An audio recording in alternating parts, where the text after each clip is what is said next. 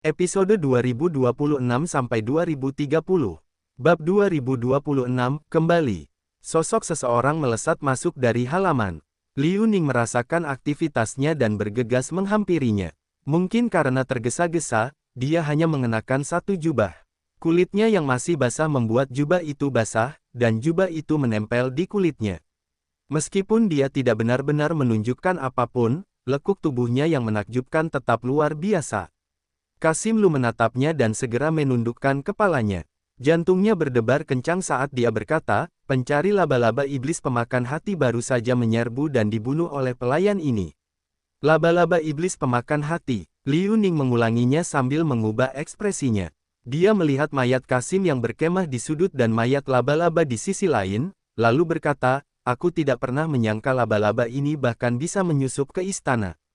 Tidak boleh terlalu banyak. Pelayan ini sudah mendapatkan beberapa petunjuk dan akan segera menyingkirkan sisanya, kata Kasim Lu dengan hormat. Liu Ning sedikit terkejut. Dia bertanya, oh, bagaimana Anda mendapatkan informasi baru? Lagi pula, laba-laba iblis pemakan hati ini selalu tersembunyi dengan baik. Bagaimana kamu menemukan ini? Kasim Lu tahu bahwa dia penuh dengan keraguan. Jika dia tidak menjelaskan semuanya dengan jelas, dia bisa mulai mencurigainya. Itulah mengapa dia secara kasar menceritakan apa yang baru saja terjadi. Alis Liu Ning sedikit bergerak. Dia menatapnya dengan ekspresi aneh dan bertanya, kamu bahkan tidak menyetujui persyaratan seperti itu. Sebaliknya, jika dia berada di tempatnya, bahkan dia tidak tahu apakah dia bisa menolaknya. Kasim Lu menghela napas dan berkata, jika aku diberi syarat ini 20 tahun yang lalu, aku mungkin akan menyetujuinya saja. Tapi sekarang, selama kamu bahagia, aku sudah lebih puas dan tidak bisa meminta apapun lagi. Selain itu, monster-monster ini sangat licik dan pasti memiliki perangkap tersembunyi dalam syarat-syarat mereka. Bagaimana mungkin aku membiarkanmu mengalami sedikit risiko? Mendengar itu, Liu Ning pun tak kuasa menahan perasaan cemas. Dia terdiam sesaat sebelum bertanya, kenapa kau bertindak sejauh itu? Kasim Lu tersenyum sedih dan berkata, aku sudah menyesal mengecewakanmu saat itu sepanjang hidupku. Bagaimana mungkin aku mengecewakanmu untuk kedua kalinya? Selain itu, masalah ini terkait dengan keselamatan seluruh umat manusia. Bisakah aku melakukan sesuatu yang akan menghancurkan seluruh umat manusia karena keinginan egoisku sendiri? Liu Ning berpikir sejenak, lalu membungkuk ke arahnya. Dia berkata dengan ekspresi serius, dibandingkan dengan orang lain, kamu adalah orang yang memiliki semangat pantang menyerah yang sejati. Ketika mendengar apa yang dikatakannya, mata Kasim Lu berbinar-binar. Ia berkata, bisa mendengar kata-kata ini darimu sudah membuat hidup orang rendahan ini layak dijalani.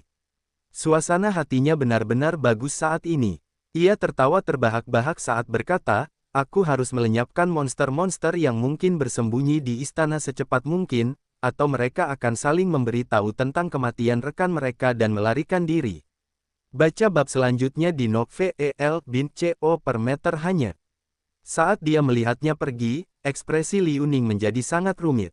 Setelah bertahun-tahun, Kasim Lu akhirnya menemukan kembali semangatnya seperti saat masih muda. Meski begitu, takdir memang suka mempermainkan manusia. Sementara itu, di tepi danau kebencian, Zuan segera mencari Yun Jianyu. Setelah Yun Jianyu membuka pintu, ekspresinya agak aneh. Dia bertanya, mengapa kamu datang ke sini lagi? Jika kamu menginginkan itu, pergilah dan tanyakan pada bawahan berkaki jenjang itu. Aku tidak akan menemanimu. Dia terluka parah dan lemah saat ini. Setelah perawatannya, meskipun dia tampak baik-baik saja di permukaan, tubuhnya sangat sakit dan hampir hancur karenanya. Bagaimana dia masih bisa bertahan dengan putaran bolak-balik lainnya? Zuan terdiam. Jadi di matanya, aku adalah orang seperti itu. Iklan oleh Pub Future. Saya punya urusan penting, dia mulai bicara. Kemudian, dia menceritakan informasi yang baru saja diterimanya. Awalnya, Yun Jianyu agak malu, tetapi saat dia mendengarkan, ekspresinya menjadi semakin serius. Dia berkata, jika sesuatu terjadi pada tanah yang disegel, keadaan bisa berubah buruk dengan cepat. Aku tidak menyangka monster-monster itu sudah menemukan trik baru. Sekte suci baru saja mengalami bencana ini, tetapi apa yang terjadi di pihak ras iblis bahkan lebih parah. Jika tanah yang disegel dibuka, monster yang tak terhitung jumlahnya akan dapat menyeberang tanpa batasan apapun. Seluruh dunia bahkan dapat menghadapi ancaman kepunahan. Apakah kamu harus segera pergi ke tanah yang disegel? Tanya Yun Jianyu. Zuan mengangguk dan berkata, benar sekali. Aku tidak bisa tinggal di sini terlalu lama. Aku mungkin harus mempercayakan urusan Hong Lei kepadamu. Mendengar nada penyesalan dalam suaranya, Yun Jianyu mengangguk dan berkata, jangan khawatir, aku akan menemukannya. Jika dia tahu semua ini, dia juga tidak akan menyalahkanmu. Zuan menghela napas. Dengan perpisahan ini, siapa yang tahu berapa lama lagi sebelum dia bisa melihat Hong Lei lagi? Dia kemudian bertanya, benar, apakah faksi Lu Sanyuan sudah dibersihkan? Bagaimana kalau aku membantumu sedikit sebelum aku pergi? Yun Jianyu menggelengkan kepalanya dan berkata, tidak perlu. Hanya murid Lu Sanyuan, Ding Xia yang hilang. Yang lainnya sudah terkendali. Ketika dia mengatakan itu, dia tidak bisa menahan diri untuk tidak berkata sambil mendesah, sungguh disayangkan. Lu Sanyuan memang seorang jenius. Kami berdua adalah satu tim, yang satu mengurusi masalah-masalah yang berkaitan dengan dunia prajurit, dan yang lainnya mengurusi pasukan sukarelawan. Namun, dia harus membiarkan masalah-masalah masa lalu mengganggunya begitu lama. Jika aku tahu tentang ini, aku akan mengatakan yang sebenarnya padanya saat itu. Zuan tercengang. Ia teringat perkataan Lu Sanyuan sebelum ia meninggal. Ia bertanya, apakah masih ada rahasia lain yang tidak ku ketahui dari masa lalu? Yun Jianyu menjelaskan, dulu, gurunya dan guruku dikenal sebagai pasangan emas di sekte tersebut. Keduanya juga saling berbagi perasaan, tetapi mereka tidak pernah menyangka bahwa keterampilan jalan tanpa perasaan akan terlalu kejam. Jika mereka ingin mencapai level tertinggi, mereka harus terlebih dahulu mencintai seseorang, lalu secara pribadi membunuh orang yang mereka cintai. Baru setelah itu mereka akan mencapai puncak. Namun, selama pertempuran mereka, beberapa ahli sekolah iblis surgawi membantu guruku. Pada akhirnya, gurunya tidak dapat menang dan dikalahkan oleh guruku.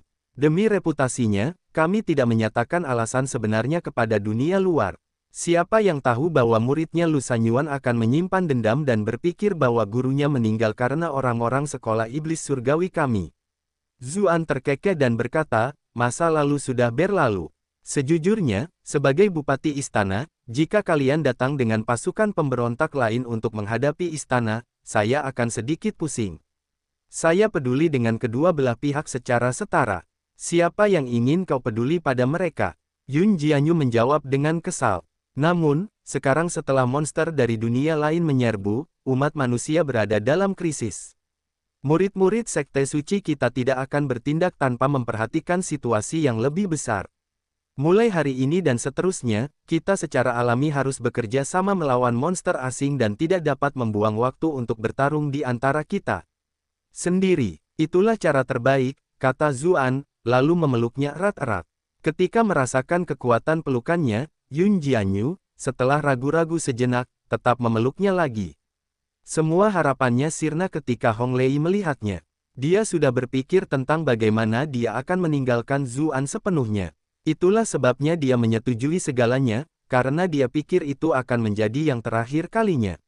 Namun, ketika dia merasakan pelukan hangat dan kasih sayang yang kuat, dia sedikit bingung. Bisakah dia benar-benar meninggalkannya? Zuan kemudian kembali ke kamarnya. Dia memanggil Zhang Zitong, ada yang harus kuurus dan harus pergi.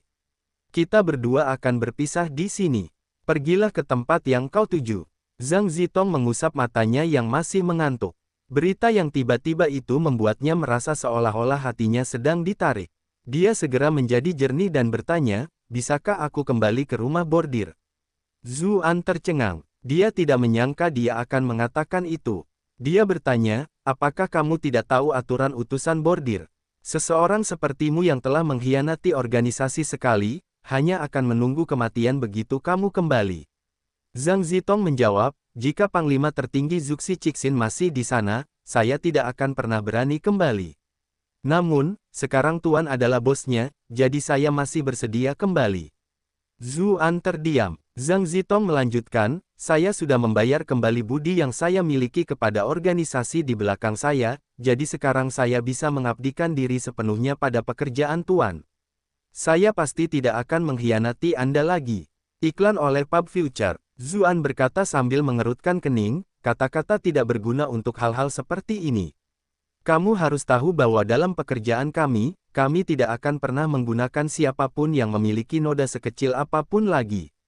Zhang Zitong menggertakkan giginya dan berkata, jika Tuan masih belum yakin, Anda bisa memberiku racun dan mengobatiku setahun sekali. Zuan bertanya dengan bingung, mengapa kamu begitu bertekad untuk kembali? Tuan ingin mendengar kebenaran atau kebohongan? Zhang Zitong menjawab sambil menatapnya. Zuan berkata sambil mencibir, kamu tidak perlu mempermainkanku. Zhang Zitong kemudian berkata, kebohongannya adalah aku sudah terbiasa dengan kehidupan di Embroidered Envoy dan tidak tahu harus berbuat apa lagi. Sebenarnya, dia berhenti sejenak, lalu menatap Zuan dengan matanya yang besar, melanjutkan, aku suka berada di sisi Tuan. Zuan tercengang, dia tidak pernah menyangka akan mendapat jawaban seperti ini. Dia langsung menolak, dengan berkata, saat ini aku tidak tertarik pada wanita. Zhang Zitong berseru kaget, mungkinkah Tuan menyukai pria? Zuan terdiam. Dia berusaha sekuat tenaga menahan amarahnya dan berkata, monster-monster itu menyerang dan bencana besar akan segera terjadi. Bagaimana mungkin aku masih punya waktu untuk mengkhawatirkan hal-hal seperti perasaan? Tuan berbeda dari Panglima tertinggi Zuxi sebelumnya, Anda lebih peduli dengan nasib umat manusia. Seperti yang diharapkan dari orang yang saya kagumi, kata Zhang Zitong sambil membusungkan dadanya. Jangan khawatir, Tuan, saya pasti tidak akan menahan Anda. Saya akan berjuang berdampingan dengan Tuan melawan monster. Zuan berpikir sejenak, lalu berkata, baiklah. Kalau begitu, sebaiknya kau kembali saja ke rumah bordir. Namun, statusmu sebagai utusan token perak tidak akan berlaku lagi. Naiklah dari perunggu lagi. Dia kekurangan tenaga untuk memulai, dan dia ingin mencari tahu apa sebenarnya yang terjadi dengan organisasi di belakangnya. Meskipun dia bisa menjadi mata-mata, selama dia menggunakannya dengan baik, dia bisa menjadi agen gandanya. Apakah aku akan menjadi utusan perunggu di sisi Tuan? Zhang Zitong bertanya dengan lemah. Zuan menyuarakan persetujuannya. Lebih aman untuk menjaga orang berbahaya seperti ini tepat di bawah pengawasannya. Zhang Zitong melompat kegirangan dan berseru, terima kasih, Tuan. Dia tampak begitu gembira, jika saja dia tidak merasa khawatir dengan gengsi Zhang Zitong, mungkin dia hanya akan menciumnya beberapa kali. Zuan mengeluarkan segulung kertas dan segera menulis di atasnya. Kemudian, dia menempelkan segelnya di atasnya sebelum berkata, sekarang kau kembali, cari Xiao Jianren. Dia akan menugaskanmu dengan tepat. Wajah Zhang Zitong langsung berubah muram. Dia menjawab, aku tidak bisa pergi dengan Tuan. Tentu saja tidak, kata Zuan sambil mengerutkan kening. Dia akan pergi ke wilayah Rasvien dan identitas aslinya bisa saja terungkap. Bagaimana dia bisa ikut? Melihat sikap tegasnya, Zhang Zitong pun menjawab dengan, dan mengakui nasibnya. Meski begitu, kenyataan bahwa ia telah diterima olehnya tetap menjadi sesuatu yang membahagiakan. Kemudian, Zuan membawa Zhang Zitong keluar dari Danau Kebencian. Jika tidak, akan agak berbahaya meninggalkannya sendirian di sana. Dia bertanya sebelum mereka berpisah, baiklah, jadi kamu kembali, jangan beritahu siapapun tentang Danau Kebencian. Mengerti, kata Zhang Zitong, meski ada pandangan bergosip di matanya. Rupanya Tuan dan penyihir Sekte Iblis memiliki hubungan yang sangat istimewa. Zuan tidak ingin menjelaskan dan terbang ke langit sendirian. Dia bahkan terbang dengan sangat gagah, kata Zhang Zitong, wajahnya memerah. Kakinya yang panjang tanpa sengaja melangkah maju mundur. Suasana hati jelas sangat baik saat ini. Setelah Zuan meninggalkan Danau Kebencian, ia menaiki roda angin api dan melaju kencang ke utara. Setelah waktu yang tidak diketahui berlalu, ia melihat ke bawah ke pegunungan bersalju di bawahnya. Saya sempat melamun. Mengapa rasanya seolah-olah gunung bersalju besar sedikit lebih dingin daripada saat ia berada di tempat sebelumnya. Bab 2027, Rumor. Zuan teringat kembali pada kejadian di gunung salju besar. Saat itu, mereka bahkan dikejar oleh seorang wanita salju yang misterius dan kuat. Jika seseorang ingin hidup, seluruh wilayah pegunungan salju besar tampak seperti tempat terlarang. Tempat itu penuh dengan segala macam misteri dan legenda. Namun, sekarang, wajar saja baginya untuk tidak takut pada wanita salju yang mengejarnya terakhir kali. Zuan bahkan sempat mempertimbangkan untuk melihat-lihat gunung salju besar dan menjelajahi tempat misterius ini. Namun, dia selalu memiliki hal baru yang harus dilakukannya. Dia tidak menyangka kalau lain kali dia akan menyeberangi gunung salju besar akan berada dalam situasi seperti ini. Saat ini, meski dia berada di udara, dia masih bisa merasakan hawa dingin yang unik di wilayahnya. Bahkan nyala api roda api angin pun menjadi jauh lebih lemah. Memang sedikit lebih dingin dari sebelumnya, gumamnya. Matahari bersinar terik di langit, biasanya, dia mengira daerah itu akan lebih hangat dari sebelumnya. Udara dingin membuatnya sedikit membingungkan. Tidak seorang pun dalam 1000 tahun terakhir pernah mendengar tentang perubahan suhu di pegunungan Great Snowy, bukan? Mungkinkah sesuatu telah terjadi di sana? Meski begitu, situasi dengan tanah tertutup itu terlalu mendesak, jadi dia benar-benar tidak ingin membuang waktu. Meskipun bingung, pada akhirnya, dia tetap tidak berhenti dan terus terbang ke utara. Setelah terbang beberapa lama, Zuan tiba-tiba merasakan sesuatu. Ia mengeluarkan cermin perekamnya. Permukaannya berkedip-kedip dalam pola tertentu. Ia tahu bahwa tidak seorang pun akan menggunakan alat seperti itu kecuali jika sangat mendesak, jadi ia mengabaikan pengeluaran batu ki dan dengan cepat melemparkan selusin batu ki kelas surga. Tak lama, kemudian, permukaannya beriak. Mengenakan pakaian resmi permaisuri, Liu Ning muncul. Bupati, saya tidak bisa menghubungi Anda dengan kain giok, jadi saya menggunakan cermin perekam, kata Liu Ning sambil duduk tegak dan diam. Zuan mengeluarkan pita giok itu dan melihatnya. Benar saja, tidak ada informasi lain. Seperti yang diduga, itu bukanlah cara yang dapat diandalkan untuk berkomunikasi secara langsung. Apa yang dibutuhkan oleh permaisuri? Zuan pun menjawab dengan hormat. Mengatakan bahwa ia telah menyapanya dengan cara yang begitu pantas berarti ada orang lain di sekitarnya. Itu berarti ada beberapa hal yang wajar saja tidak bisa dikatakan. Pagi ini, saya menerima permintaan bantuan resmi dari pengadilan Raja Iblis. Sesuatu telah terjadi di tanah yang disegel, dan mereka berharap kita dapat menghormati perjanjian kita sebelumnya dan mengirim bantuan untuk membantu pemberantasan monster asing, tambah suara Bilinglong. Dia secara alami berjalan ke sisi Liu Ning dan muncul dalam gambar itu juga. Dia menatap Zuan dalam-dalam. Situasinya sudah memburuk sampai sejauh ini, ya, kata Zuan sambil mengerutkan kening. Meskipun dia telah mendiskusikan pengumpulan dana bantuan dengan Liu Ning, itu hanya persiapan untuk saat mereka membutuhkannya di masa mendatang. Bagaimanapun, baik itu ras iblis atau ras manusia, mereka masing-masing memiliki harga diri. Jika mereka dapat mengatasinya sendiri, tidak mungkin mereka akan meminta bantuan pihak lain. Namun, ras iblis sekarang meminta bantuan ras manusia melalui jalur resmi. Mereka jelas ditekan sampai-sampai mereka tidak punya pilihan lain. Baiklah, mari kita susun pasukan bantuan secepatnya. Aku sendirilah yang akan bergegas ke wilayah ras iblis. Saya akan membantu koordinasi di sana, jawab Zuan dengan cepat. Namun, dia agak bingung. Mengapa permaisuri kedua tidak menghubunginya sama sekali dari pihaknya? Dia memikirkan sesuatu dan bertanya, permaisuri janda, permaisuri, apakah permintaan bala bantuan ras iblis datang dari permaisuri kedua sendiri? Liu Ning menggelengkan kepalanya dan menjawab, itu tidak terjadi. Itu adalah sesuatu yang diceritakan Raja Peri kepada kami melalui cermin perekam.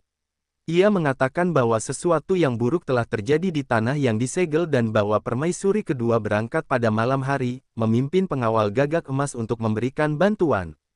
Itu sesuai dengan informasi rahasia yang kami terima dari pihak kami. Lelaki tampan tua itu muncul di benak Zuan. Ia tak bisa menahan diri untuk tidak mendesah. Raja Peri masih orang yang dapat dipercaya, ayah mertuanya, Ayah Snow. Rupanya permaisuri kedua sedang terburu-buru sehingga tidak sempat menghubungiku. Apakah Anda sudah memilih orang untuk menjalankan misi ini?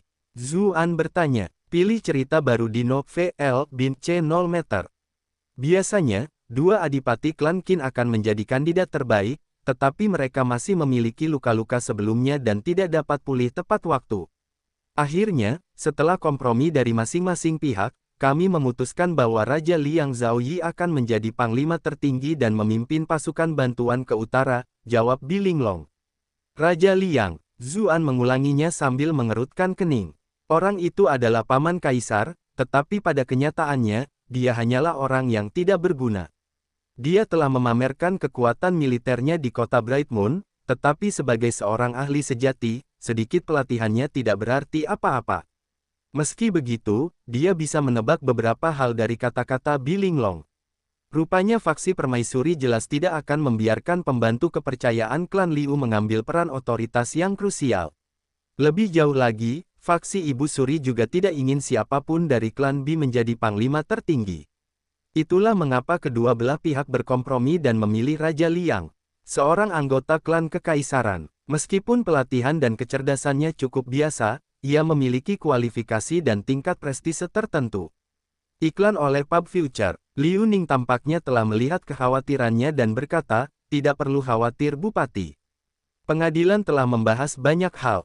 Begitu pasukan dibawa ke wilayah ras iblis, komando yang berwenang akan menjadi milikmu. Paling-paling dia hanya akan menjadi pengawas militer. Zuan mengangguk pelan. Itu bukan ide yang buruk, atau seluruh pasukan akan runtuh karena komandan yang tidak berguna. Adapun Raja Liang menjadi pengawas militer, itu jelas juga merupakan asuransi yang dibuat oleh pengadilan. Bagaimanapun, pasukan utama ini maju ke wilayah ras iblis, dan dia juga merupakan bupati ras iblis. Pasti ada beberapa kekhawatiran bahwa dia akan berkolusi dengan ras iblis untuk menjebak pasukan. Tepat pada saat itu, Bilinglong angkat bicara dan berkata, generasi muda klan Qin dengan bersemangat mendaftar, tampaknya dengan tujuan untuk mendapatkan kembali kejayaan klan mereka. Selain itu, banyak murid dari akademisi juga mendaftar, terutama ketika mereka mendengar bahwa Anda berada di pihak itu. Mereka semua ingin bertarung berdampingan dengan Anda. Haruskah kita setuju atau menolak mereka? Zuan secara refleks ingin berbicara tentang bahaya tanah yang disegel itu, tetapi setelah memikirkannya, jika mereka dari klan lain ingin pergi, tetapi orang-orang yang dekat dengannya tidak, apa yang akan dipikirkan orang luar? Moral pasukan bahkan bisa terguncang. Selain itu, permata yang belum dipoles tidak akan pernah bisa benar-benar memperlihatkan keindahannya. Hanya setelah pertempuran itulah mereka benar-benar bisa tumbuh lebih cepat. Karena itu, akhirnya dia berkata dengan serius, beritahu mereka tentang bahayanya dengan jelas. Jika masih ada orang yang berniat pergi, setujui pendaftaran mereka. Bilinglong mengangguk sedikit dan berkata, saya mengerti. Di sampingnya, Liu Ning menatapnya dengan heran. Gadis ini selalu bersikap sombong dan angkuh saat berbicara denganku, tetapi di depan Ahzu, dia bertingkah seperti wanita muda yang sudah menikah. Cek. Ahzu benar-benar tahu bagaimana menghadapi wanita. Zuan membahas beberapa detail lebih lanjut mengenai pengadilan dengan kedua wanita itu, lalu menutup telepon dengan enggan. Kemudian, dia mencoba menghubungi cermin perekam permaisuri kedua, tetapi tidak ada jawaban, perasaan tidak nyaman menyakiti dirinya sendiri. Jika dia terlalu terburu-buru mengumpulkan pasukannya dan mendukung tanah yang disegel, sehingga tidak memberinya kesempatan untuk menghubunginya, itu cerita lain.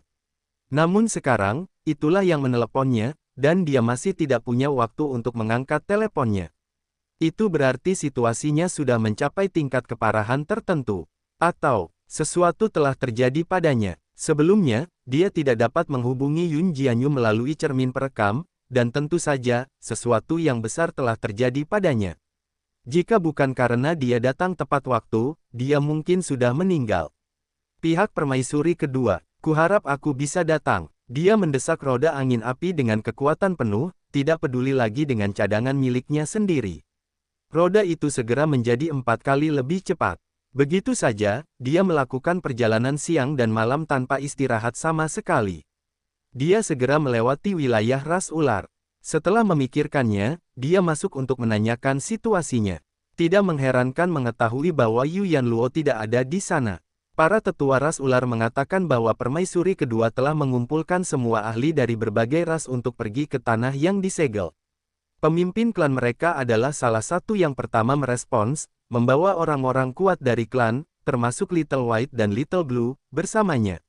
Bahkan Yu Yanluo telah pergi. Zuan mencoba menghubungi Yuan Luo melalui cermin perekam, tetapi dia tidak dapat menghubunginya. Dia menjadi semakin cemas. Dia tidak dapat diganggu dengan permintaan antusias dari para ular agar dia berhenti untuk malam itu. Dia bahkan tidak menyesap tehnya sebelum melanjutkan perjalanannya. Setelah terbang beberapa lama, Zuan tiba di istana yang sudah dikenalnya di bawah sana dan memasuki trans singkat. Ternyata dia sudah tiba di Bluefield Country, tanah yang penuh dengan rubah. Di masa lalu, langit ini adalah tempat dia berbagi kenangan indah dengan Master Bluefield Country, Tusan Yu. Tiba-tiba, seekor burung besar terbang keluar dari istana di bawah, dengan seorang wanita cantik di atasnya. Wajahnya halus dan cantik, dan rambutnya berkibar tertiup angin di belakangnya. Gaun birunya yang samar membuatnya tampak muda dan murni, tetapi matanya yang licik tampaknya menarik jiwa. Bersama dengan rambut lebat yang bergerak tertiup angin di belakangnya, wanita itu berhasil dengan sempurna memadukan perasaan kontras antara kemurnian dan godaan. "Bolehkah saya bertanya siapa senior yang datang?" "Bupati," seru Tusan Yu. Awalnya dia agak takut, tetapi ketika dia melihat siapa orang itu, dia terkejut dan senang. Zuan mengulurkan tangannya, dan sebuah kekuatan lembut menariknya ke dalam pelukannya. Dia berseru, "Sudah terlalu lama." Tusan Yu berdiri dan langsung menciumnya. Dengan enggan dia melepaskannya, wajahnya sedikit memerah saat dia bertanya, "Apakah kamu datang karena tanah yang disegel?" "Kamu juga tahu tentang itu?" Zuan bertanya, lalu mencoba mendapatkan informasi lebih lanjut. Istana Raja mengeluarkan perintah dari Permaisuri kedua, agar para pemimpin klan memimpin pasukan elit mereka ke tanah yang disegel sebagai bala bantuan. Ia berkata bahwa ras iblis telah mencapai titik kehancuran yang akan segera terjadi. Negara Bluefield kita tidak pandai bertarung, dan keterampilan kita juga tidak berguna melawan monster-monster itu, jadi kita tidak perlu pergi ke garis depan. Kami tetap tinggal untuk mengurus beberapa masalah logistik, jawab Tusan Yu. Zuan terkejut. Permaisuri kedua benar-benar menggambarkannya sebagai kehancuran yang akan segera terjadi. Dia bertanya, "Apakah kamu tahu apa yang terjadi di tanah yang disegel?" "Iklan oleh Pub Future." Tusan Yu mengerutkan kening dan menjawab, "Ada banyak rumor. Ada yang mengatakan bahwa pangeran kedua disihir oleh monster dan mengkhianati ras iblis. Yang lain mengatakan bahwa pangeran kedua tidak senang bertarung tanpa henti di tanah tertutup, dan anak buahnya memaksanya untuk melarikan diri. Ada yang mengatakan bahwa pangeran kedua telah tewas dalam pertempuran. Ada berbagai macam rumor, dan sulit untuk membedakan kebenaran dari kebohongan. Hanya ada satu hal yang kita ketahui dengan pasti, yaitu bahwa sesuatu memang terjadi di sekitar tanah tertutup." Zuan mengerutkan kening dan bertanya, "Apakah pengadilan meninggalkan pasukan pemantau?" "Mereka semua orang pintar. Di masa lalu, pangeran kedua diperintahkan untuk menuju ke tanah tertutup agar dia bisa menguras habis pasukan elitnya. Istana Raja Iblis juga pasti waspada terhadapnya, jadi mereka akan meninggalkan beberapa pasukan untuk mengawasi garis belakang pasukan itu. Jika sesuatu yang aneh terjadi saat itu, mereka akan dapat segera bereaksi. Tidak ada berita sama sekali dari pasukan itu, seolah-olah mereka semua telah lenyap begitu saja," jawab Tusan Yu. Zuan mengerutkan kening. Tampaknya situasinya bahkan lebih serius daripada yang dia bayangkan. Dia meminta beberapa detail lagi, lalu mengeluarkan stempel resmi ras iblis.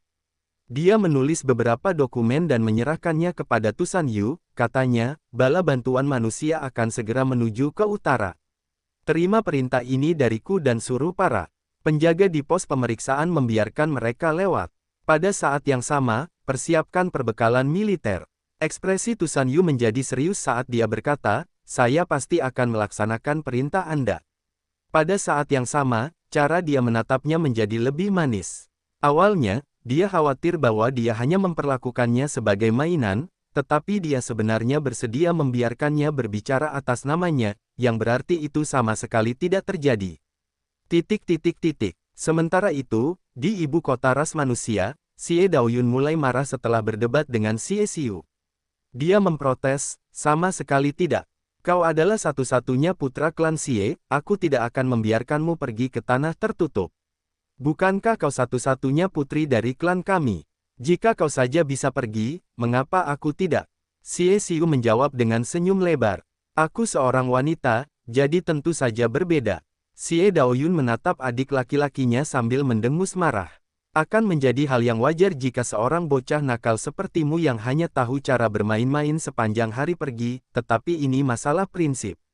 Sama sekali tidak. Xie Xiu menghela napas dan berkata, monster asing sedang menyerang, dan dunia berada di ambang kepunahan. Aku, Xie Xiu, mungkin disebut banci tampan oleh pria lain yang iri padaku, tetapi aku juga pria sejati. Bagaimana aku bisa bersembunyi dalam ketakutan di saat seperti ini? Xie Daoyun berkata dengan ekspresi kaku, ayah dan ibu tidak ada di sini sekarang, dan aku tidak bisa membiarkan kalian membuat masalah.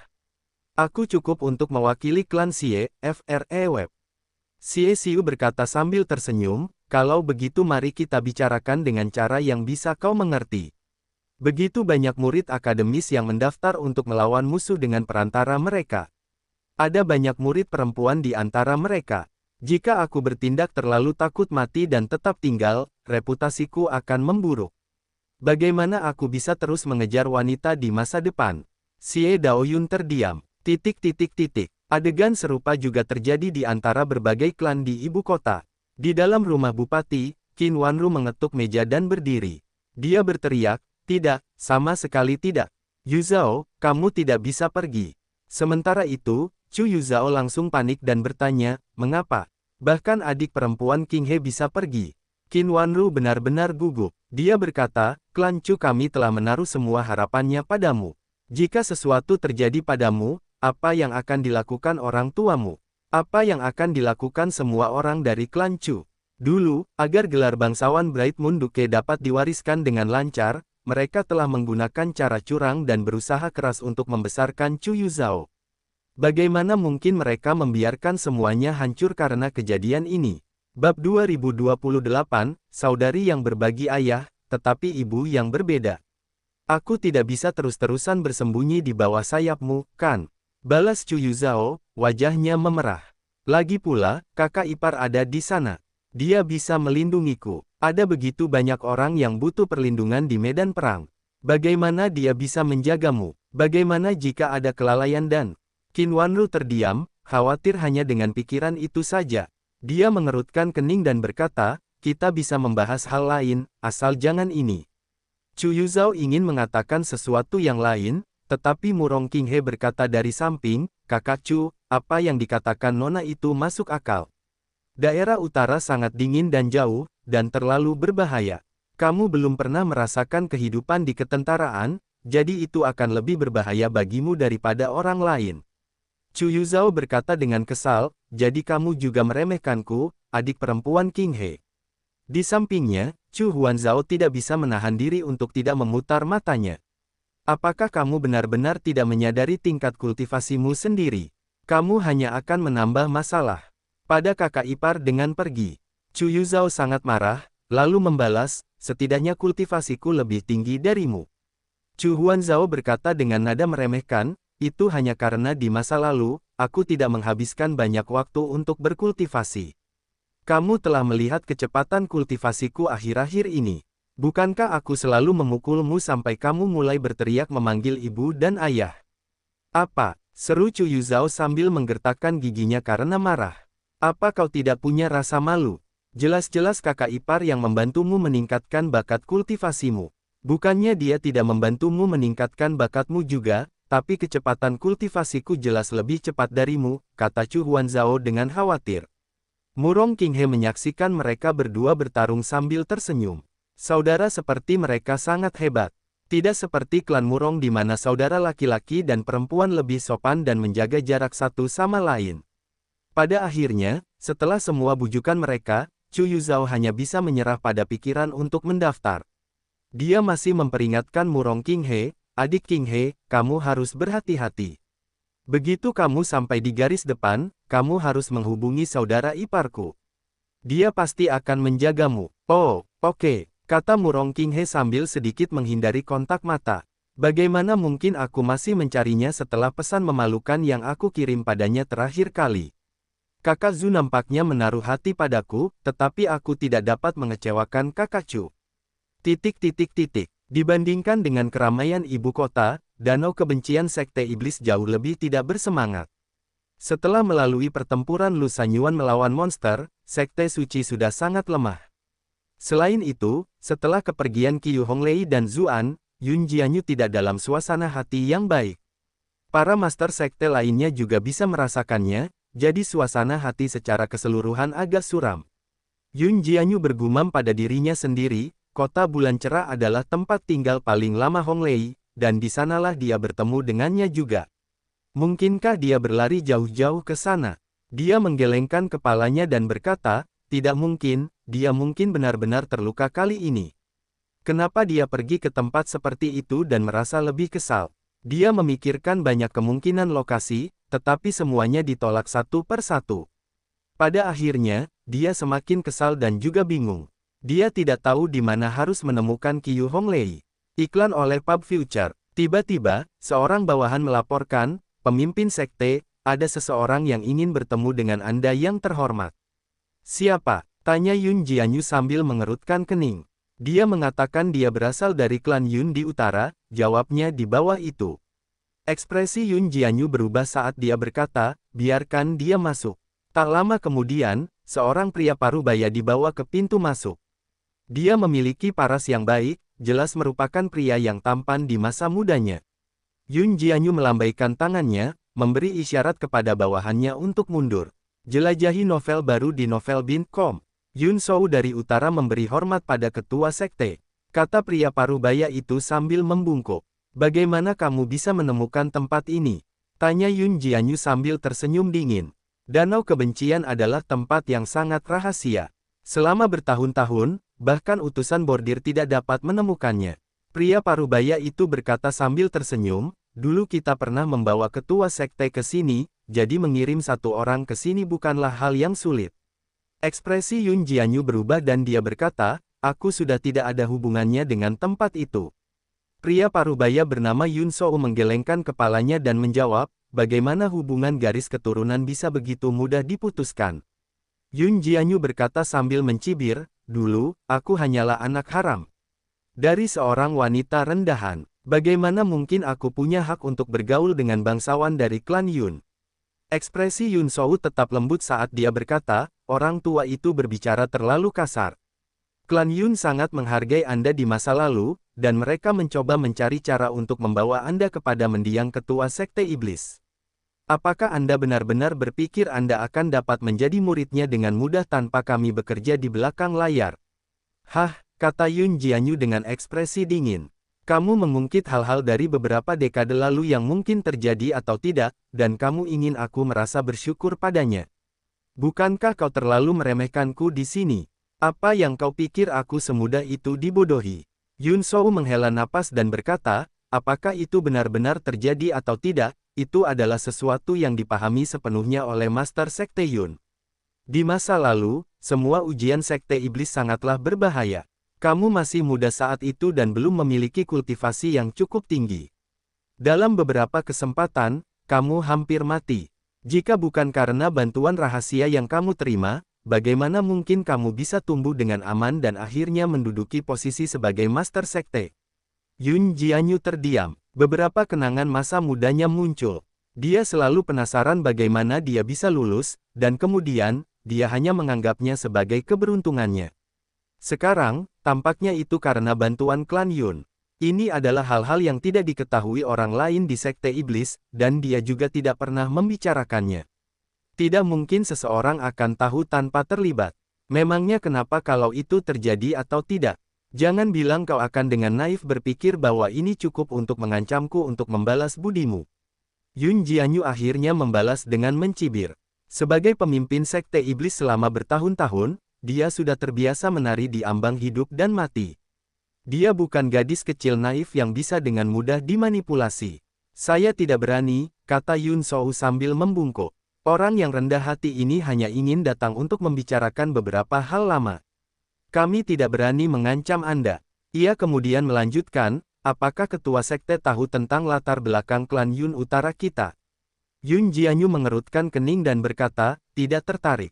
Yun Shou mengabaikan perkataannya dan melanjutkan, seluruh dunia hanya mengenal kami sebagai klan yang berkembang di utara selama berabad-abad, tapi hanya sedikit orang yang tahu bahwa kami sebenarnya adalah cabang dari ras iblis. Ekspresi Yun Jianyu akhirnya berubah. Jika klan Yun adalah bagian dari ras iblis, bukankah itu berarti dia juga sudah menjadi bagian dari mereka sejak awal? Yun Shou sangat puas dengan reaksinya. Ia berkata, di antara ras iblis, lupakan klan kekaisaran gagak emas, apalagi ras laut yang tinggal di lautan luas, yang kontaknya dengan ras iblis sebenarnya sangat jarang. Ras iblis, peng emas, merak, dan peri yang tersisa dianggap sebagai 4 ras raja besar. Status mereka di ras iblis luar biasa.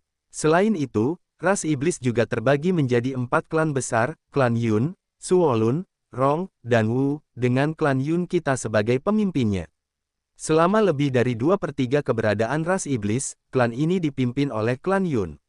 Dulu, ras Vien bertempur hebat dengan manusia.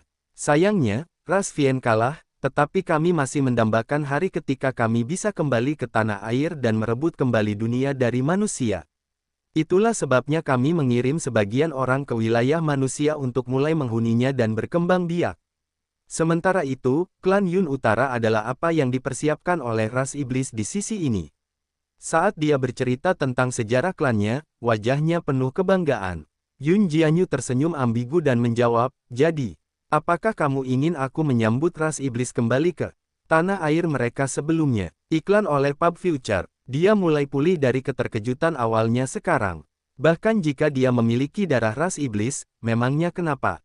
Sudah berapa tahun berlalu? Tidak diragukan lagi itu sudah samar-samar sekarang. Jika bajingan naif ini benar-benar ingin menggunakan itu untuk mengancamnya, mereka akan mati tanpa tahu bagaimana caranya. Yun Shou menggelengkan kepalanya sedikit dan berkata, ini masih belum waktunya. Tidak perlu bagi ketua sekte untuk mengambil risiko sebesar itu. Yun Jianyu mengerutkan kening dan bertanya, lalu mengapa kamu datang menemuiku? Yun Shou mengamatinya, tampak mempertimbangkan apa yang harus dikatakan. Ia kemudian menjawab, kami harap ketua sekte dapat pergi dan membantu adik perempuanmu. Adik perempuan, ulang Yun Jianyu, mengangkat alisnya seolah-olah dia mendengar lelucon yang luar biasa. Aku anak perempuan satu-satunya, jadi kapan aku pernah punya adik perempuan? Yun Shou menghela napas, berkata, kebencian Master Sekte Yun adalah bagian yang wajar dari sifat manusia. Di masa lalu, ayahmu berakhir mencintai seorang manusia dan menjadi ayahmu. Klan merasa bahwa garis keturunanmu tidak cukup murni, jadi mereka tidak memperlakukanmu dengan baik sejak awal. Itulah sebabnya kau dikirim ke sekte iblis yang berbahaya. Namun, mereka tidak pernah menyangka kau bisa tumbuh sejauh ini. Baru-baru ini, kau bahkan mampu memengaruhi pemilihan kaisar iblis baru di istana Raja Iblis. Yun Jianyu tahu bahwa dia sedang membicarakan tentang saat dia dan Yan Suehen membantu Zuan seorang diri mengangkat permaisuri kedua yang lemah, yang memungkinkan putranya menjadi kaisar iblis yang baru. Sekarang setelah mereka membicarakan topik itu, dia juga pernah bertempur bersama orang-orang ras iblis di masa lalu. Dia sepertinya teringat seorang wanita muda cantik bernama Putri Suolun, yang mungkin juga tidak tahu tentang hubungannya dengan ras iblis. Sedangkan ibu adik perempuanmu, dia adalah anggota terhormat dari ras iblis. Bagaimanapun, anak yang lahir di antara mereka berdua akan lebih mudah membangkitkan kekuatan garis keturunan klan Yun. Karena itu, klan memperlakukannya dengan lebih baik pada awalnya, dan kemudian melalui cara tertentu, membantunya mencapai gelar Nyonya Wu, kata Yun Shou. Bukankah Nyonya Wu baik-baik saja? Dia jelas menjalani kehidupan yang jauh lebih baik daripada orang sepertiku, seorang pemberontak di mata pengadilan, kata Yun Jianyu dengan ekspresi tenang. Yun Shou sedikit terkejut, lalu berkata, kamu tampaknya tidak terkejut bahwa dia adalah adik perempuanmu. Yun Jianyu berkata sambil mencibir, bukannya aku tidak pernah menyelidikinya sendiri. Tentu saja ayahku yang tidak berperasaan dan tidak berperasaan itu menikahi wanita lain dan memiliki anak perempuan lagi. Hanya saja aku tidak pernah menyangka akan memiliki hubungan yang begitu erat dengan ras iblis.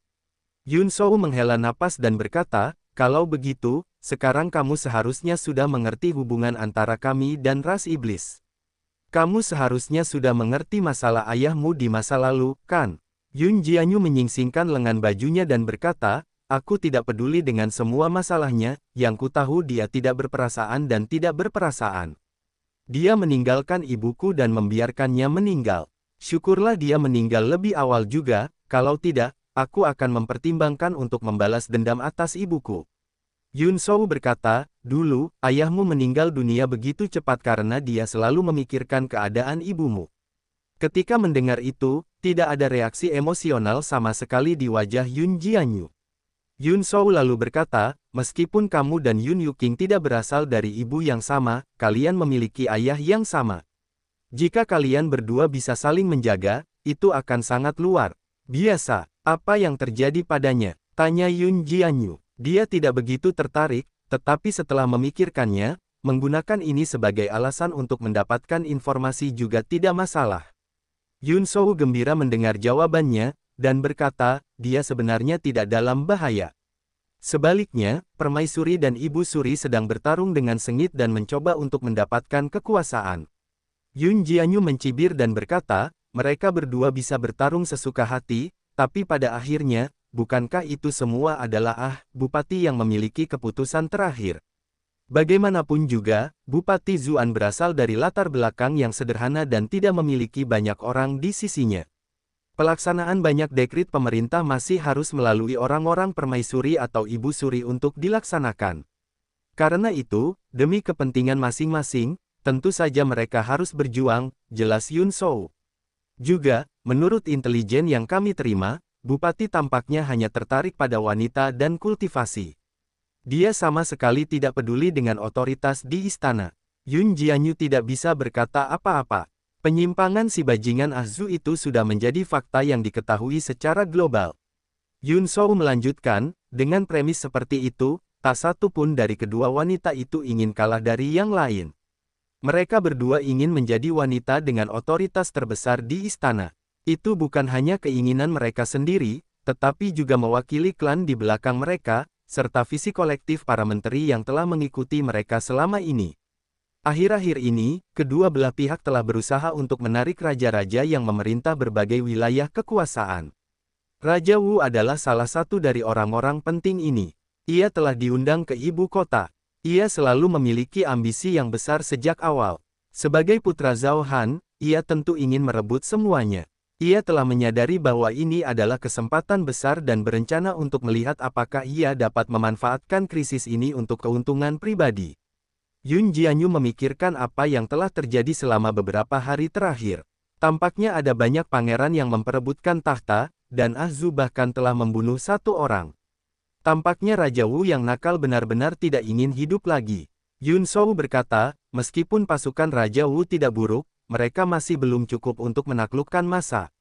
Namun, jika dia bisa menerima bantuanmu dan Sekte Iblis, peluangnya untuk berhasil akan menjadi sedikit lebih tinggi.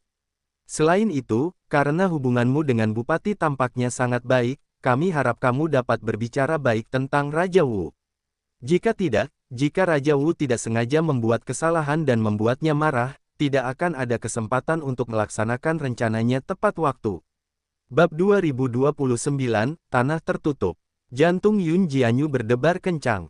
Mungkinkah dia sudah tahu tentang hubungannya dengan Ahzu? Jika dia menggunakannya untuk mengancamku, segalanya akan menjadi sedikit rumit.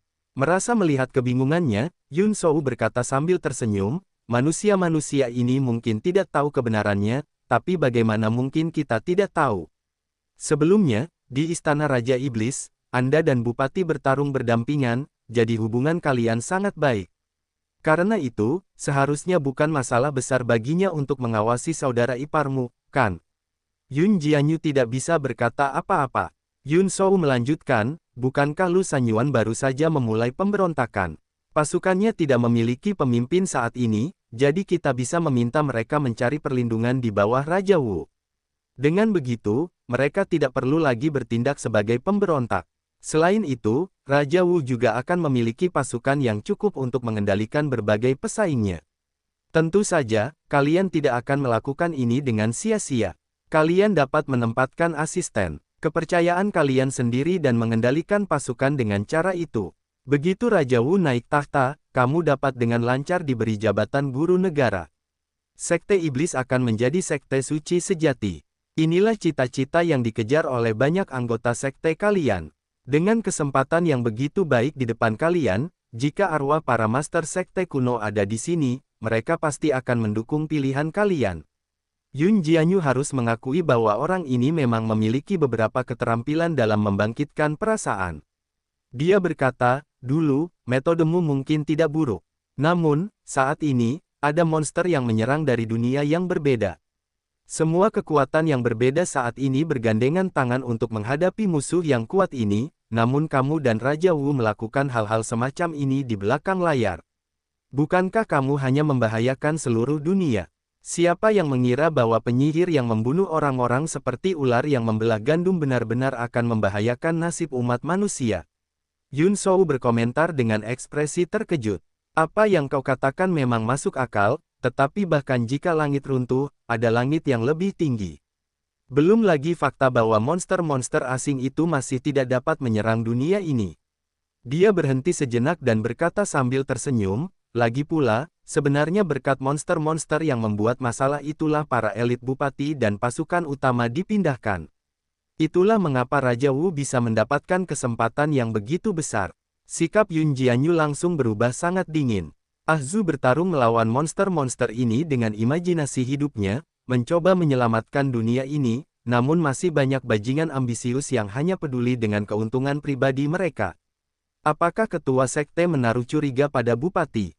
Tanya Yun Shou. Lupakan fakta bahwa kalian berdua adalah teman, kekuatan luar biasa yang ditunjukkan ketua sekte beberapa hari yang lalu adalah sesuatu yang masih kuingat dengan jelas. Kultivasimu saat ini tidak lebih lemah dari bupati, kan? Ekspresi Yun Jianyu tampak aneh. Dia tentu tahu bahwa Zuan telah menyamar sebagai dirinya sendiri. Ahzu benar-benar memberiku banyak muka. Jika wanita sedingin batu itu mendengar tentang apa yang terjadi, apakah dia akan takut setengah mati oleh pertarunganku? Sejak saat itu, dia bahkan tidak berani menyuarakan suaranya di hadapanku lagi. Menarik, kata Yun Jianyu sambil sengaja memasang ekspresi tertarik. Dia ingin menyelidiki lebih lanjut di pihak lain untuk mendapatkan informasi lebih lanjut. Dengan begitu, dia akan dapat membantu Ahzu pada saat yang paling genting. Mengenai dua wanita di ibu kota, dia sama sekali tidak peduli siapa yang menang atau kalah. Namun, dia tiba-tiba teringat sesuatu dan menambahkan, namun, murid baruku saja menghilang, jadi aku perlu meluangkan waktu untuk mencarinya. Yun Shou tercengang, lalu bertanya, wanita suci itu hilang. Bukankah dia masih berada di Danau Kebencian beberapa hari yang lalu? Dia benar-benar berkontribusi besar dalam menangani hasilnya. Kami berdua pernah bertengkar, kata Yun Jianyu dengan nada ambigu. Yun Shou berkata sambil mendesah, apa yang bisa kau lakukan terhadap anak muda, wajar saja jika mereka sedikit pemarah. Kami akan menggunakan jaringan intelijen kami untuk membantu Anda mencari wanita suci itu. Kami akan segera menghubungi ketua sekte sehingga kami menemukan sesuatu. Iklan oleh Pub Future. Yun Jianyu mengangguk puas, lalu berkata, kalau begitu aku akan merepotkanmu. Yun Shou tersenyum lebar saat menjawab, kehadiran ketua sekte dalam bekerja sama adalah kehormatan terbesar kami. Sementara itu, di Bluefield Country, Zuan dengan berat hati mengucapkan selamat tinggal pada Tusan Yu. Sayangnya, situasi di garis depan sedang mendesak, atau dia bisa bersenang-senang dengan roh rubah sejati ini. Namun, setelah memberikan instruksi untuk menghadapi bala bantuan dari pihak manusia, ia merasa seolah-olah beban berat telah terangkat dari pundaknya. Dia segera bergegas menuju tanah yang disegel itu lagi. Saat ia berjalan semakin jauh ke utara, ia dapat merasakan bahwa udara di sekitarnya menjadi semakin dingin. Kalau bukan karena dia yang melindungi tubuhnya, pakaiannya pasti sudah tertutup lapisan es. Beberapa hari kemudian, dia mendekati tanah pertemuan tertutup itu. Dimanapun dia memandang, salju tak berujung terlihat, dengan ribuan mil di segala arah. Pada saat itu, dia mengira telah kembali ke gunung bersalju besar. Apa yang terjadi? Gumam Zuan sambil mengerutkan kening. Meskipun dia belum pernah datang ke tanah yang disegel sebelumnya, dia telah membaca informasi terkaitnya. Meskipun tempatnya sangat dingin, seharusnya itu adalah padang rumput dengan sedikit kehidupan. Bagaimana bisa menjadi seperti ini? Sepanjang jalan, ia melihat beberapa rumah yang hancur yang kemungkinan besar dihuni oleh para pemburu setempat. Namun, ketika dia masuk untuk melihat-lihat, dia tidak melihat siapapun. Lebih jauh lagi, beberapa barang yang digunakan untuk kehidupan sehari-hari masih ada di sana.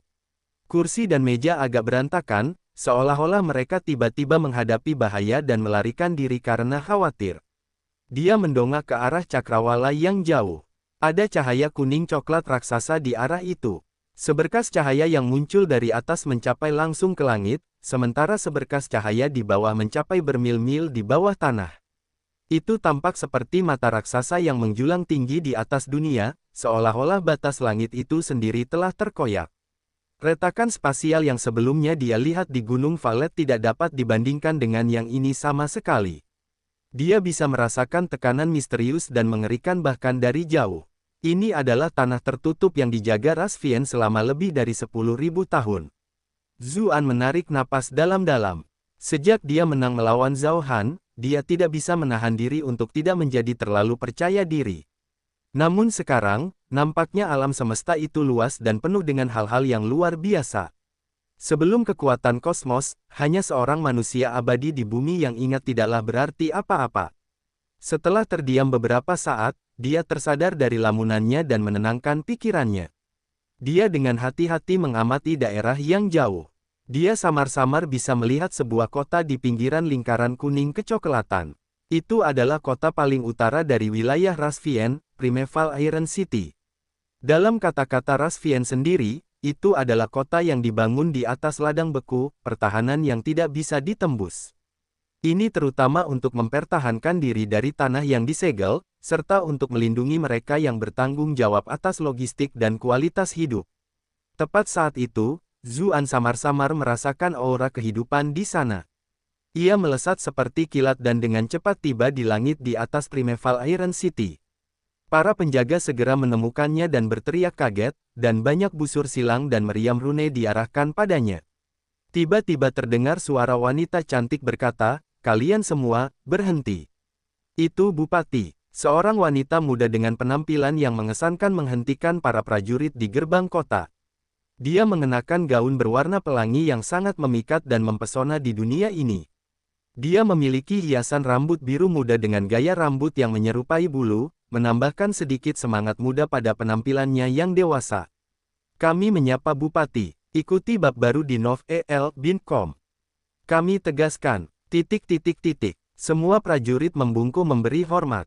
Mereka semua tidak bisa menahan diri untuk tidak bersorak. Lagi pula, di masa lalu, Zuan secara pribadi telah mengangkat kaisar baru ke atas tahta. Legenda tentangnya masih beredar di kalangan tentara. Semuanya, silakan berdiri, kata Zuan saat mendarat di tembok kota. Dia mengangkat tangannya, dan mereka semua merasa seolah-olah mereka ditaruh oleh sepasang tangan tak kasat mata. Mereka semua benar-benar telah berubah. Putri, sudah lama tak melompat, kata Zuan sambil mengangguk ke arah Kong Nanwu yang berada di sampingnya. Iklan oleh Pub Future. Kong Nanwu membungkuk hormat. Dia berkata sambil tersenyum, kakak masih lembut dulu. Sebelum mereka berdua sempat mengobrol, aura pelangi yang cemerlang terbang di atas. Ketika orang yang datang melihat Zuan, mereka pertama kali tercengang, lalu tertawa terbahak-bahak, berkata, kupikir monster itu menyerang, tetapi ternyata kau. Ketika melihat lelaki setengah baya yang tampan di depannya, Zuan tak kuasa menahan diri untuk tidak berkata sambil mendesah, Raja Bijaksana masih sangat anggun dalam gayanya, sungguh patut ditiru. Ia menyadari bahwa ayah dari wanita-wanita cantik yang ditemuinya semuanya sangat tampan. Aku sudah tua, bagaimana mungkin aku bisa dibandingkan denganmu, seseorang yang masih di masa keemasanmu?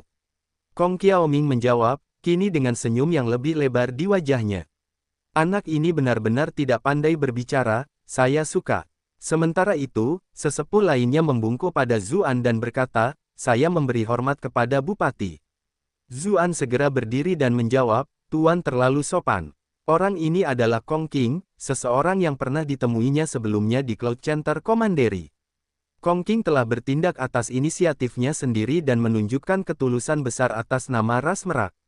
Sebenarnya, Zuan masih memperhatikan budi pada orang ini. Kong Qing merasa hangat di dalam hatinya. Saat ini, status mereka sudah sangat berbeda, namun pihak lain masih bertindak dengan cara yang sama. Ini adalah pemandangan yang langka. Raja Merak Bijaksana pun mengangguk pelan, berpikir kalau temperamen anak muda ini tidaklah buruk, dan terlebih lagi, dia tidak terlalu sombong seperti orang-orang dari ras iblis. Wuer biasanya memiliki standar yang tinggi, tetapi hanya ketika dia berbicara tentangnya, dia penuh dengan pujian yang tak ada habisnya. Saya mendengar Kong Qing menyebutkan bahwa keduanya tampaknya telah bertemu satu sama lain di sisi manusia. Wuer bahkan memberikan bulu merak yang berharga itu, nampaknya saya harus sedikit bermain sebagai mak comblang di antara mereka. Putriku sebelumnya adalah putri mahkota, permaisuri iblis generasi berikutnya, namun dia akhirnya menjadi janda bahkan sebelum dia menikah dengan yang benar. Dia harus bertanggung jawab. Satu-satunya masalahnya adalah dia tampaknya memiliki hubungan yang tidak jelas dengan permaisuri kedua. Tapi itu juga tidak masalah, namun, tidak mungkin permaisuri kedua dapat menikahinya dengan benar. Yang rumit adalah putri klan Qiao tampaknya memiliki perjanjian pernikahan dengannya. Ini benar-benar merepotkan. Zuan menatap Raja Merak Bijak dengan tatapan aneh. Sejak mereka bertemu, Raja Merak Bijak sesekali tersenyum dan sesekali mengerutkan kening sambil menatapnya. Ekspresinya memang agak aneh. Dia terkejut dan bertanya, ngomong-ngomong, bagaimana keadaan tanah yang disegel sekarang? Bukankah permaisuri kedua mengatakan bahwa dia akan datang bersama pengawal gagak emas?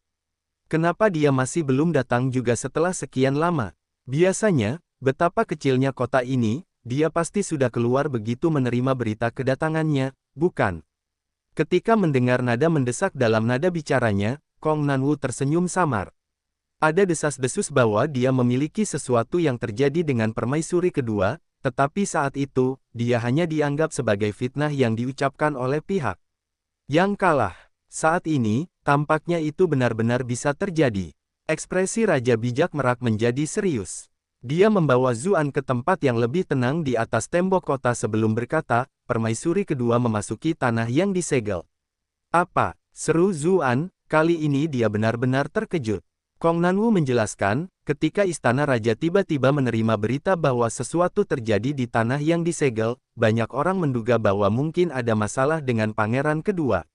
Itulah sebabnya permaisuri kedua secara pribadi mengumpulkan para elit dari berbagai ras untuk menyelidiki apa yang terjadi di sini. Namun, menurut penyelidikan kami sebelumnya, pangeran kedua tidak mengkhianati kami. Sebaliknya, retakan di tanah tertutup itu semakin membesar, dan monster yang berpindah semakin banyak jumlahnya. Pangeran kedua tahu bahwa jika ini terus berlanjut, ras Vien akan kelelahan hingga tidak ada setetes darah pun yang tersisa. Kemampuan reproduksi monster itu sungguh mengejutkan, dan kami tidak akan bisa memenangkan perang yang melelahkan ini.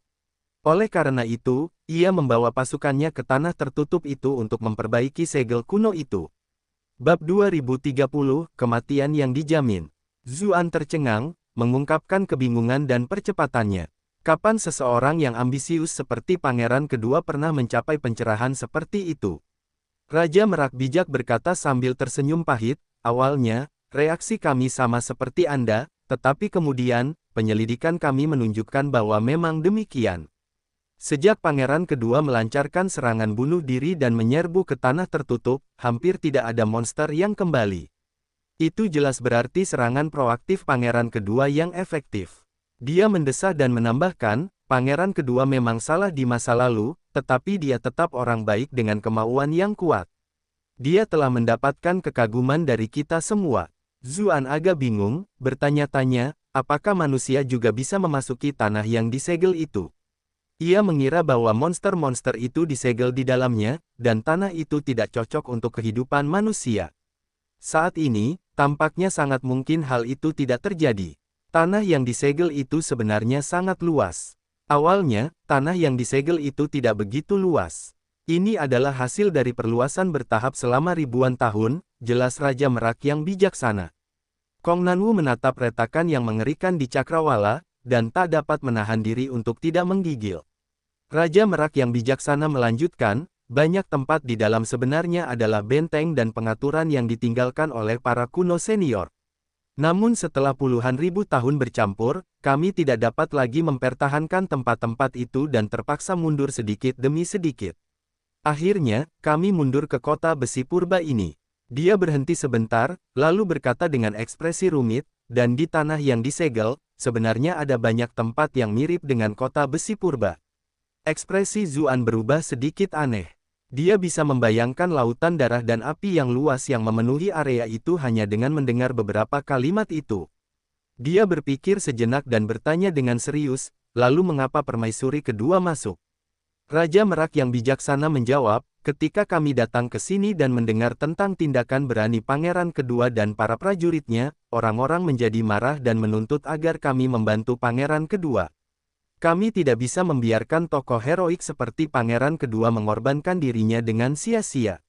Meskipun permaisuri kedua adalah seorang wanita dan menyimpan dendam terhadap pangeran kedua, dia meninggalkan kebencian sebelumnya dan mengusulkan untuk memimpin pasukannya untuk memberikan bantuan. Pengawal gagak emas juga penuh semangat juang, kata Kong Nanwu, suaranya penuh kekaguman.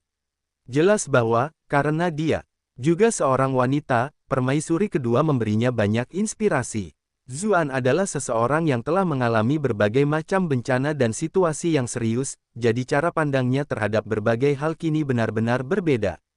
Tak lama kemudian, ia menyimpulkan sikap permaisuri kedua saat itu. Dia jelas tidak ingin menyelamatkan pangeran kedua, tetapi kesediaan pangeran kedua untuk mati demi tujuan itu terlalu menginspirasi. Jika dia mencoba menghentikan mereka masuk, prestisenya bisa saja terpukul tak terkendali. Bagaimanapun, ras iblis dan manusia kekaisaran berbeda. Istana raja tidak memiliki banyak kendali atas berbagai ras, yang semuanya sangat independen. Kaisar iblis yang baru masih muda, dan ia serta permaisuri kedua adalah seorang anak dan ibu tanpa seorang pria untuk melindungi mereka, jadi akan mudah bagi mereka untuk digulingkan. Tentu saja, permaisuri kedua tidak akan secara acak setuju untuk memimpin pasukan untuk menyelamatkan pangeran kedua. Jika dia benar-benar menyelamatkan pangeran kedua, prestisenya akan meroket.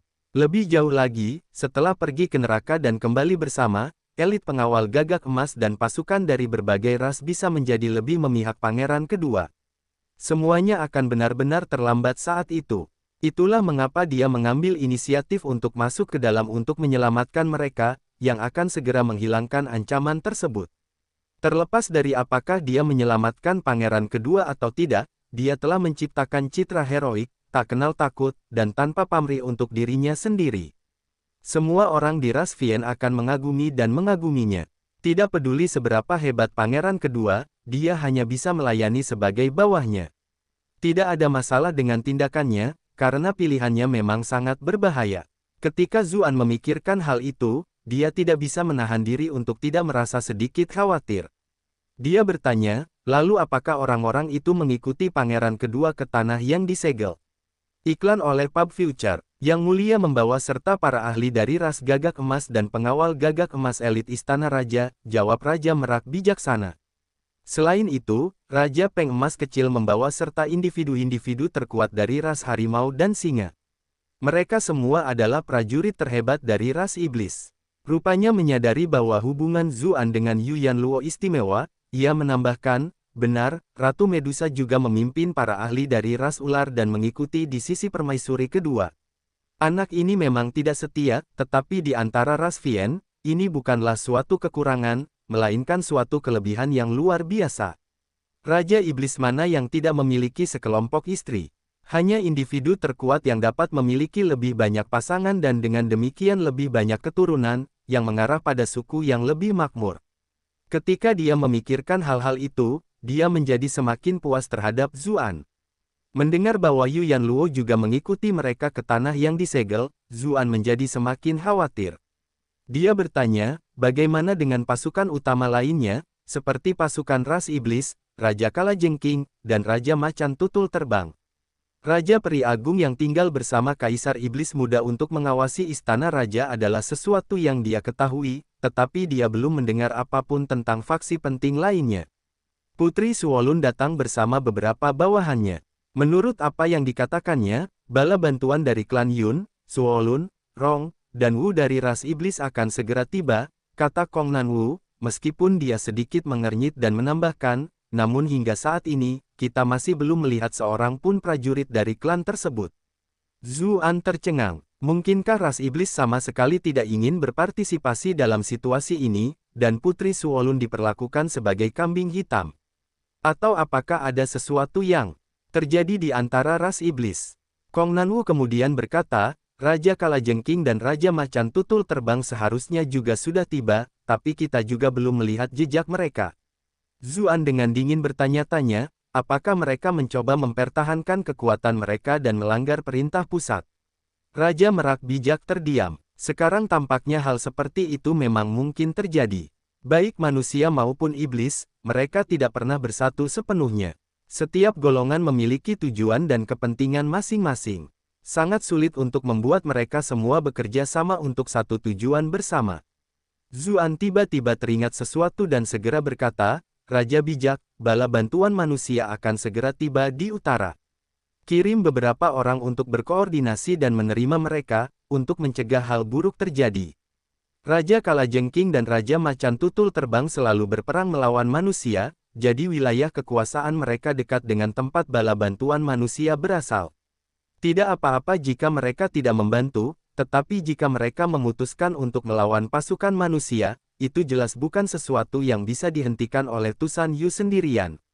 Raja Merak Bijaksana jelas merasakan bahaya dan segera memerintahkan, Kong King, pergilah sendiri. Pada saat yang sama, ambillah token pribadiku untuk meminta bantuan Raja Peri. Dia harus berjaga di sini untuk menerima permaisuri kedua dan tidak bisa pergi. Sementara itu, Kong King adalah tangan kanannya dan paling cocok untuk mengurus hal seperti itu. Mengerti, Kong King menjawab, mengetahui bahwa ini adalah masalah penting. Dia menangkupkan kedua tangannya dan segera pergi. Iklan oleh Pub Future. Zuan menatap celah di langit yang jauh dan berkata, aku akan melakukan perjalanan ke tanah tertutup untuk melihat apakah aku bisa mendapatkan informasi apapun mengenai kelompok permaisuri kedua. Kau sama sekali tidak boleh. Kong Nanwu segera memperingatkannya, kami sudah mengirim beberapa kelompok orang, tetapi tidak ada satu pun dari mereka yang kembali. Strategi terbaik adalah tetap di sini untuk bersiap sampai bala bantuan lainnya tiba, dan kemudian kita bisa membahas apa yang harus dilakukan bersama. Zuan menggelengkan kepalanya dan berkata, kita tidak bisa memastikan kapan bala bantuan itu akan tiba. Aku tidak bisa menunggu selama itu, dan orang-orang di dalam juga pasti tidak bisa. Kau tetap di sini untuk menerima mereka, sementara aku akan pergi dulu untuk melihat-lihat. Ketika Kong Nanwu melihat bahwa dia sudah mengambil keputusan, dia pun segera berkata, kalau begitu aku akan pergi bersamamu. Kau hanya membuat masalah. Raja Merak Bijak langsung panik. Kultivasimu tidak akan berguna selain memperlambat Bupati. Tetaplah di sini dengan patuh. Kota Besi Purba adalah tempat di mana kau dapat menunjukkan kemampuanmu dengan lebih mudah. Meskipun ia sempat berpikir untuk menjadi mak comblang di antara keduanya, tanah yang disegel itu terlalu berbahaya. Tidak ada satupun dari para ahli itu yang kembali setelah masuk, jadi bagaimana ia bisa membiarkan putrinya mengambil risiko? Zuan tersenyum dan berkata kepada Kong Nanwu, apa yang dikatakan Raja Bijaksana memang benar. Akan lebih baik jika sang putri tetap di sini dan merencanakan strategi kita ke depan. Kita tidak tahu seperti apa keadaan di dalam, jadi akan lebih mudah bagiku untuk masuk sendiri. Kong Nanwu tidak dapat terus bersikeras ketika mereka berdua berbicara seperti ini. Dia hanya bisa berkata dengan sedih, kamu harus berhati-hati. Zuan mengangguk. Kemudian, dia bertanya kepada Raja Merak Bijak tentang informasi apapun yang berhubungan dengan tanah yang disegel itu. Lagi pula, saat ini, dia hampir tidak tahu apa-apa. Raja Merak Bijak berkata dengan nada serius, tanah yang disegel dikelilingi oleh aliran spasial. Kacau yang sangat mengerikan yang dapat menghancurkan makhluk apapun yang masuk dan keluar. Bahkan mendiang Kaisar Iblis tidak dapat masuk dengan mengandalkan dagingnya sendiri. Namun, setiap kali matahari dan bulan bertukar tempat di malam hari, aliran spasial menjadi lebih lemah. Pada saat itu, Anda dapat masuk dengan aman dengan meminjam kekuatan formasi. Selama beberapa ribu tahun terakhir, setiap kali pagi dan sore, matahari dan bulan saling terkait, area di sekitar tanah yang disegel telah dipenuhi dengan darah. Monster di dalamnya juga menggunakan waktu itu untuk pergi, jadi semua yang ditempatkan di sini selalu ditugaskan untuk mengusir monster-monster itu kembali. Saat dia berbicara, dia mengeluarkan ubin giok yang diukir dengan formasi rune yang rumit, menambahkan, jika Anda mengambil ini, maka sampai tingkat tertentu, Anda dapat menghindari korosi aliran spasial yang kacau. Setelah berjaga di sini selama lebih dari 10.000 tahun, Rasvian telah meneliti banyak pengetahuan yang berhubungan dengan tanah yang disegel. Ubin giok ini tidak lain adalah salah satu hasil pengembangan mereka. Zuan mengambil ubin giok itu darinya. Di permukaannya terdapat formasi rune yang digunakan untuk melintasi ruang yang kacau itu. Bahkan dengan pengetahuannya saat ini tentang rune, dia sebenarnya tidak dapat langsung melihat rahasia yang terkandung di dalamnya. Dia harus mengakui bahwa di masa lalu, Rasvian benar-benar telah menghasilkan orang-orang berbakat.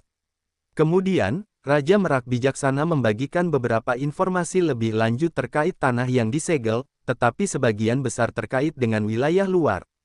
Ras iblis tidak tahu banyak tentang wilayah dalamnya. Terima kasih, Raja Bijak, kata Zuan, mengucapkan selamat tinggal dan segera terbang menuju tanah yang disegel. Saat matahari dan bulan bertukar tempat, jadi dia bisa langsung masuk. Dia segera tiba di depan retakan raksasa itu. Bahkan dengan pelatihan Zuan yang kuat, dia masih sempat linglung, nampaknya rasa takut terhadap hal-hal besar yang benar-benar bawaan. Retakan spasial itu benar-benar terlalu besar. Lupakan dia, sebelum retakan spasial ini, bahkan seekor ular besar tidak lebih dari seekor semut. Saat merasakan energi kehancuran dan kematian yang datang dari dalam, Zuan merasa merinding. Saya memikirkan sesuatu dan mengeluarkan piring 8 trigram untuk melakukan ramalan. Ini adalah salah satu dari 7 domain pelatihan Sutra Baopu. Bahkan ia tidak memiliki banyak kepercayaan pada tanah yang disegel, jadi ia memutuskan untuk menggunakan keterampilan ramalan untuk menyelidiki situasi terlebih dahulu. Berita terbaru dipublikasikan di N0 Velbech & Co per meter. Tak lama kemudian, permukaan lempeng mulai berguncang dan berputar. Lalu, akhirnya, diagram-diagram langit yang berkilauan muncul di permukaannya. Sebuah bintang di arah timur laut adalah yang paling menyilaukan, berkelap-kelip terus-menerus.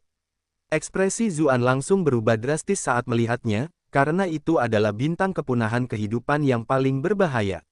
Saat tanda itu muncul, itu menandakan kematian ke-9 dari 10 kali. Kemudian, diagram langit menjadi redup, dengan kabut hitam menutupi segalanya.